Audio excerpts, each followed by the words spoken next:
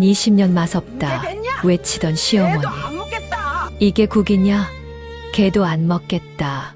광 시어머니가 국그릇을 식탁에 내려쳤습니다.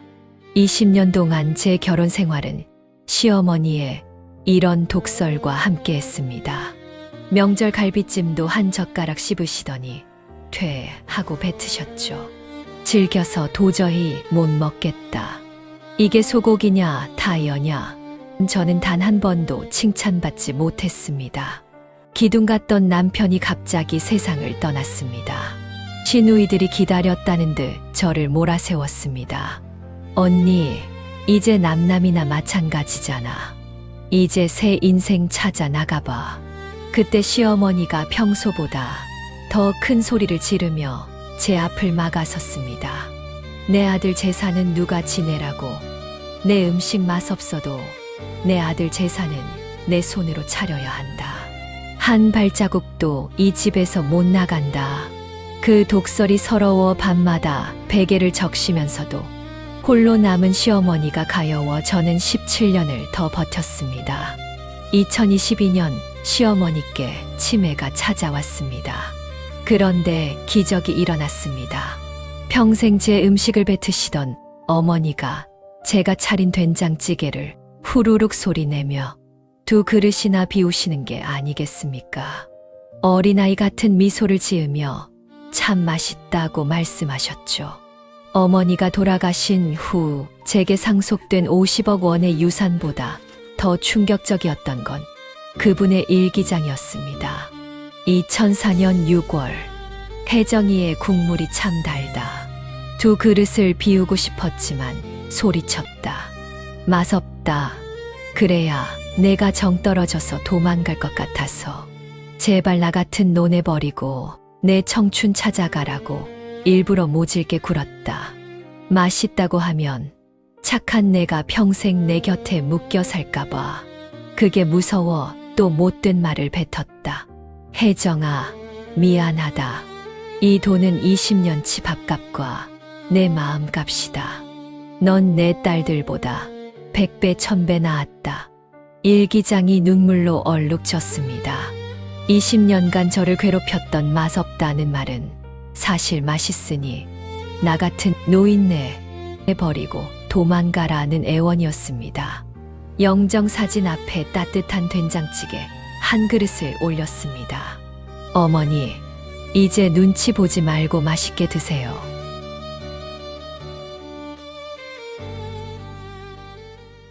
이 편 남편의 20년간의 비밀스러운 외출, 그리고 희망의 배달부. 결혼 20년 차, 누구보다 성실하고 가정적이었던 남편에게 이상한 징조가 보이기 시작했습니다. 남편의 월급 통장에서 매달 100만 원이라는 적지 않은 돈이 일정한 날짜에 흔적도 없이 사라지기 시작한 것이죠. 처음 몇 달은 회사 경조사가 많다며 둘러대던 남편의 말도 1년, 2년이 넘어가자 의심의 불씨가 되었습니다. 여보, 이 돈 대체 어디다 쓰는 거야?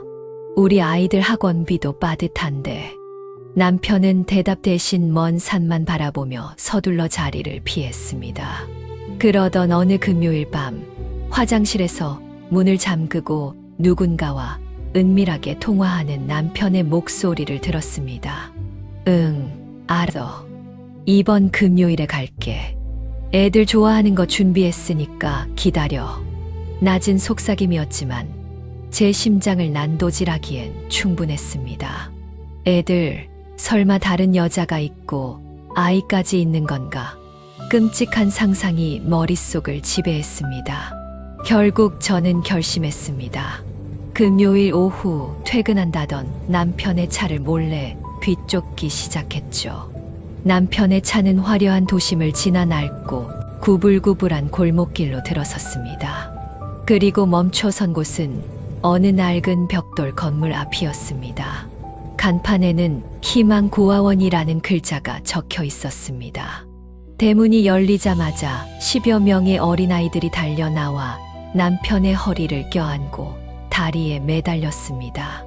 아저씨, 왜 이제 오셨어요? 남편의 얼굴엔 집에서 한 번도 본 적 없는 세상에서 가장 해맑고 환한 미소가 피어올랐습니다. 남편은 땀을 뻘뻘 흘리며 차 뒷좌석에서 피자 박스와 과일 상자들을 날랐고 원장 선생님께 두툼한 봉투를 건넸습니다. 저는 담장 뒤에 숨어 그 광경을 지켜보며 아무 말도 할 수 없었습니다. 배신감보다 더 큰 부끄러움이 해일처럼 밀려왔기 때문입니다. 하지만 저는 집으로 돌아온 남편에게 아무것도 묻지 않았습니다. 남편이 20년 넘게 비밀로 간직해온 그 마음을 제가 훼손하고 싶지 않았습니다. 그렇게 3년이 더 흘렀고 남편은 갑작스러운 암 판정을 받았습니다. 병실 침대 위에서 앙상해진 손으로 제 손을 잡으며 남편은 마지막 고백을 했습니다. 여보, 미안해. 돈 몰래 쓴 거. 당신 사실 다 알고 있었지. 내가 어릴 때 그 고아원 출신인 거 말 못해서 미안해. 추운 겨울에 누군가 가져다 준 찐빵 하나가 내 인생을 살렸거든. 그때 결심했어. 나중에 어른이 되면 나 같은 아이들에게 꼭 우산이 되어주겠다고. 당신이 나를 고아라고 싫어할까봐 그게 제일 겁나서 말 못했어. 용서해줘. 남편이 떠나던 날 장례식장은 검은 양복을 입은 수십 명의 청년들로 가득 찼습니다. 형님 덕분에 대학 졸업했습니다. 아버지가 되어주셔서 정말 고맙습니다. 남편의 서랍에서 나온 마지막 편지엔 이렇게 적혀 있었습니다. 고맙다, 혜정아. 아무것도 묻지 않고 끝까지 나를 믿어줘서. 당신은 내 인생의 가장 위대한 아내였어. 20년간 남편의 고귀한 진심을 의심했던 제 자신이 너무나 미워. 저는 남편의 옷가지를 붙들고 한참을 오열했습니다.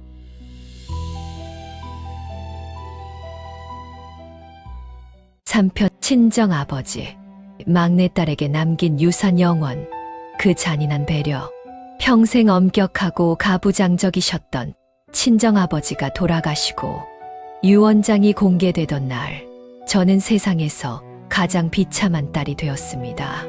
변호사의 무미건조한 목소리로 읽어 내려가는 유언은 제 가슴에 대못을 박았습니다. 첫째 아들에게는 강남의 빌딩을, 둘째 아들에게는 아파트 세 채를 상속합니다. 그리고 막내딸 혜정이에게는 유산 상속분은 영원입니다. 순간 제 귀를 의심했습니다. 옆에 앉아있던 오빠들의 비릿한 비웃음이 들렸습니다. 아버지도 결국 아들밖에 모르셨네. 오빠들은 저를 위로하는 척하면서도 유산 목록을 챙기기에 바빴습니다. 저는 눈물을 삼키며 변호사 사무실을 뛰쳐나왔습니다. 아버지, 어떻게 저한테 이러실 수 있어요? 마지막까지 곁을 지킨 건 저인데. 원망과 배신감에 저는 1년 동안 아버지의 묘소조차 찾지 않았습니다. 그런데 정확히 1년 뒤 하늘이 무너지는 소식이 들려왔습니다. 무리하게 사업을 확장하고 도박에 손을 댔던 오빠들이 물려받은 유산을 단 1년 만에 다 날려버리고 사기 혐의로 구속되었다는 뉴스였습니다. 그때 당시 아버님의 유언을 집행했던 변호사에게 다시 연락이 왔습니다. 막내님, 사실 아버님이 20년 전부터 막내님 이름으로 따로 사두신 땅이 있습니다.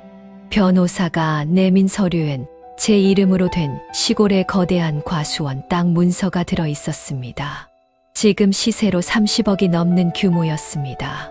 그리고 함께 전달된 아버지의 친필 편지 한 통. 막내야, 유언장 보고 많이 울었겠지. 오빠들에게 빌딩과 아파트를 준 건 그게 독이 될 걸 알았기 때문이다. 그놈들은 욕심이 많고 어리석어 금방 날려버리게 뻔했지. 만약 내 몫을 따로 떼어줬다면 오빠들은 내 것을 뺏으려고 내 인생을 흔들어 놓았을 게다. 그래서 유언장엔 일부러 내 몫이 없다고 썼다. 그래야 내가 그 욕심 많은 놈들 등살에서 안전할 테니까. 이 과수원은 너만의 든든한 울타리다. 넌 착하고 지혜로우니까 누구에게도 뺏기지 말고 여기서 내 인생을 예쁘게 꽃 피워라. 아버지는 당신이 세상을 떠난 뒤 오빠들에게 원망을 들을 제 처지까지 계산하여 가장 잔인한 방식으로 저를 지키고 계셨던 겁니다. 그 깊고도 세심한 사랑을 모르고 아버지를 미워했던 저는 과수원의 흙을 움켜쥐고 아버지의 이름을 부르며 목 놓아 울었습니다.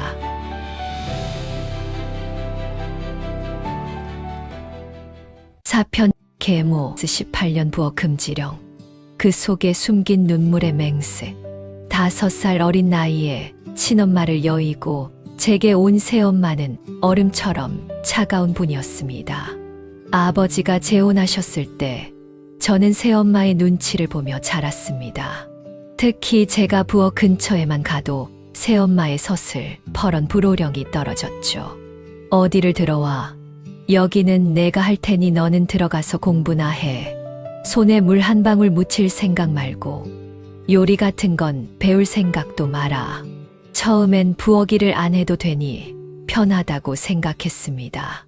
하지만 친구들이 엄마와 함께 요리하며 웃는 모습을 볼 때마다 저는 가슴 한구석이 시렸습니다.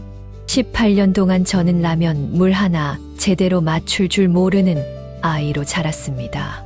결국 결혼해서 시댁 식구들에게 친정에서 도대체 뭘 배웠냐라는 무시를 당할 때 제 증오심은 극에 달했습니다. 나를 일부러 무능하게 만들어서 시댁에서 미움받게 하려는 거였어. 저는 그 후로 10년 넘게 친정과 인연을 끊고 살았습니다. 하지만 새엄마의 부고 소식을 듣고 찾아간 장례식장에서 저는 무너지고 말았습니다. 새엄마가 평생 사용하던 낡은 수첩 하나가 제 가슴을 도려냈기 때문입니다. 수첩 첫 장에는 제가 처음 엄마라고 부른 날의 기록이 있었습니다. 1990년 3월 혜정이가 오늘 처음으로 나를 엄마라고 불렀다. 화장실에 들어가 문을 잠그고 한참을 울었다. 가슴이 터질 것 같다. 하지만 나는 가짜 엄마다. 내가 혜정이에게 요리를 가르치고 집안일을 시키면 이 아이는 나중에 시집가서 나처럼 평생 부엌대기로 살게 되겠지. 그건 절대 안 된다. 내 딸 혜정이는 부엌이 아닌 넓은 세상에서 책상에서 꿈을 펼치는 사람이 되어야 한다. 그래서 나는 독해지기로 맹세했다. 내가 평생 부엌을 지키고 너는 내 찬란한 인생을 지키게 하겠다. 엄마의 수첩 뒷장에는 제 이름으로 된 대학 등록금, 영수증과 제가 교수로 임용되던 날의 기사 스크랩이 정성스럽게 붙어 있었습니다. 수십 년간 뜨거운 불 앞에서 칼에 베이고 기름에 대어 엉망이 된 엄마의 거친 손등이 떠올랐습니다. 제가 오늘날 교수로 살 수 있었던 건 18년 동안 제 대신 부엌의 고단함을 홀로 짊어진 그분의 희생 덕분이었습니다. 엄마, 미안해. 저는 차가운 영정사진을 어루만지며 멈추지 않는 눈물을 쏟아냈습니다.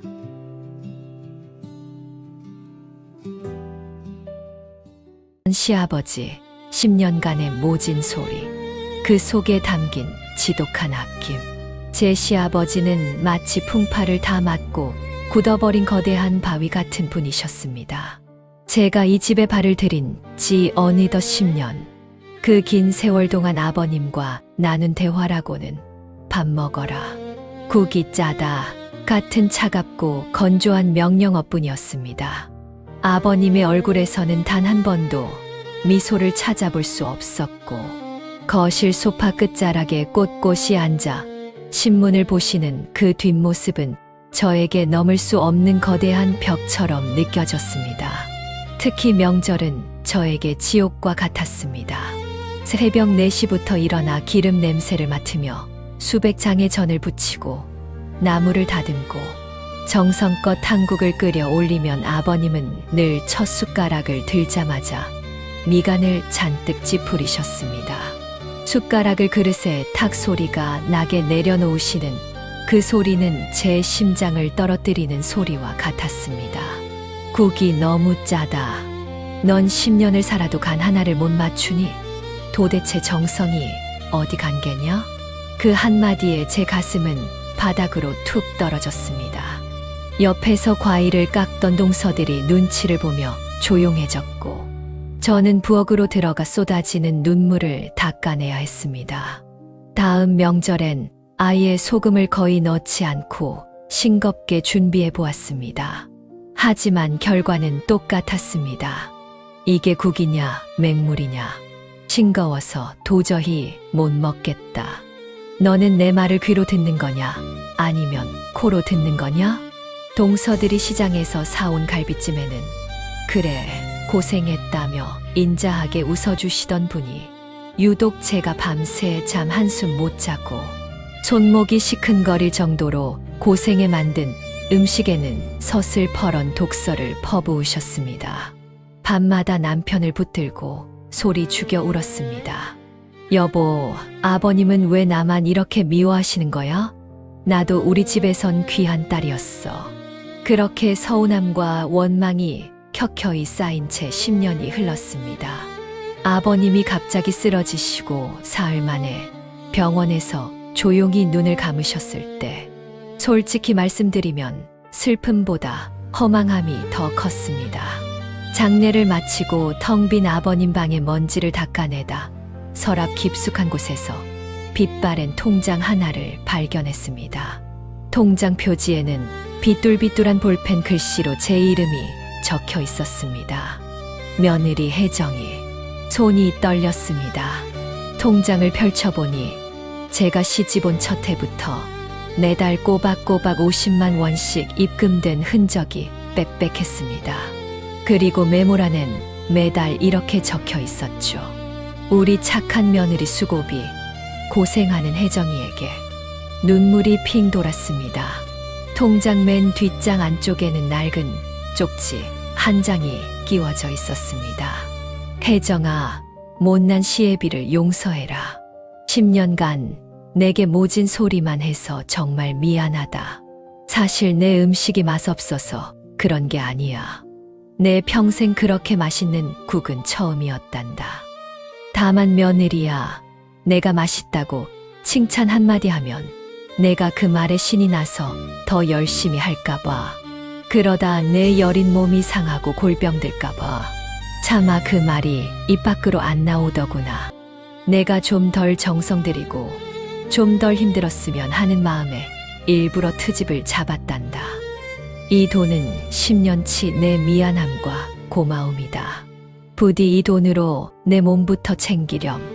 고맙다, 내 며느리야. 통장을 가슴에 안고 저는 그 차가운 방 바닥에 주저앉아 통곡했습니다.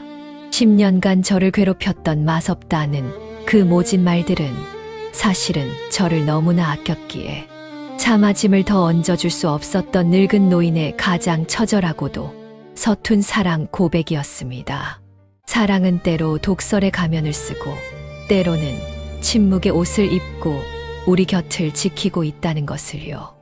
우리가 원망했던 그 누군가의 모진 말들이 사실은 나를 살리기 위한 가장 처절한 외침이었을지도 모릅니다. 지금 곁에 있는 가족을 한 번만 더 깊이 바라봐 주세요. 감사합니다.